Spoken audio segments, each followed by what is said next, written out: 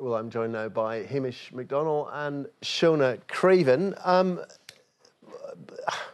There is a disagreement, isn't there? I'm not sure there's a disagreement. Clearly, some deal has been proposed, done. It's just the details. They seem to be disagreeing about what should happen, but also about what the details actually are.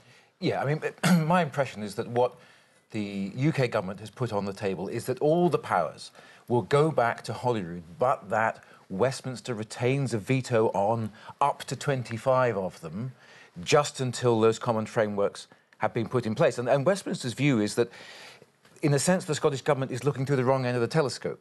That for common frameworks for England, for Northern Ireland, for Wales, for Scotland, for the whole lot, that has to be done originating in London, because London's the only place that can see properly all the needs of all the UK. Now, the Scottish Government has a fair point in saying, look, you know, one, this is going over devolution because these are devolutionary powers, but also where does that leave the Scottish Government and the Scottish Parliament when it comes to things like trade deals? Yeah, so it's a matter of trust, Shona. It is, and I think there's definitely an argument to be made that if you say we're giving the powers or we're shifting them to Holyrood, but we're going to tell you how to use them, then I'm not quite sure that amounts to having a power if you're then told what you've got to do. One version of it was that the powers would go to Scotland, but there would be an agreement that they should not be altered, let's say on trading standards, until what was going to be part of a common framework was sorted out.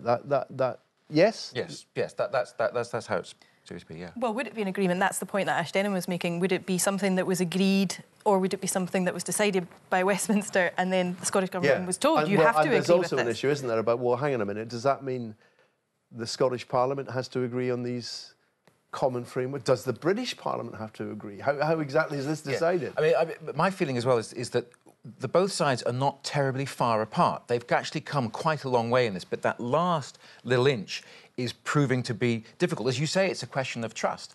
You know, I don't think the UK government is going out of its way to, you know, say to the Scottish government, no, we're going to turn you over on this or that. But that appears to be the way in which the Scottish government view it. They think that London are going to turn them over, and that's not the case.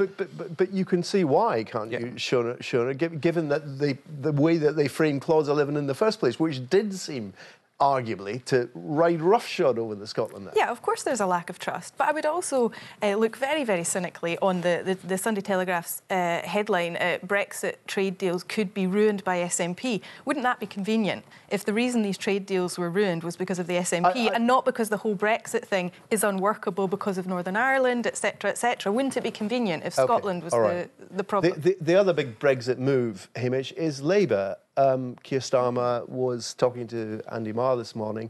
There have been hints, actually on this programme a few weeks ago, Richard Leonard said he would favour a customs union. That now seems to be Labour policy. Yeah, I think what's interesting happening in Scotland here is that Richard Leonard appears to be being pushed by elements within the Scottish Labour Party to take a more soft approach to Brexit. I think that Richard Leonard is instinctively more hostile to a soft Brexit than... But the significance of what Keir Starmer is saying is that the parliamentary arithmetic at Westminster. I mean, if Labour say we want to stay in a single in a customs union, they may well be able to force that through Parliament. Yes, they may well be. And I think one of the reasons that they're doing this is because they found that by not embracing a more Remain approach, they're losing a lot of those young voters that they were so pleased to get at the last election, who are desperate to have as close relationship with Europe as they possibly can. But it does change the arithmetic, doesn't it, Shona? Because, you know, if at Westminster, if Labour comes round to proposing staying in the single market, there's probably a group of Tory MPs who would back them. The SNP would back them. The Liberal Democrats would certainly back them. You know, that could well be enough to actually stop Theresa May in her tracks. It could be. That's assuming that Theresa May actually wants it. We still don't really know what Theresa May actually wants. Well, she has said we're going to leave the customs union. She's been absolutely clear about that right from the start. I'm not necessarily sure that I trust anything that she said. This is all a game of strategy and looking like you're trying to do what the voters want, even if that might not happen. All right, Lou, we'll have to leave it there. Thank you both very much.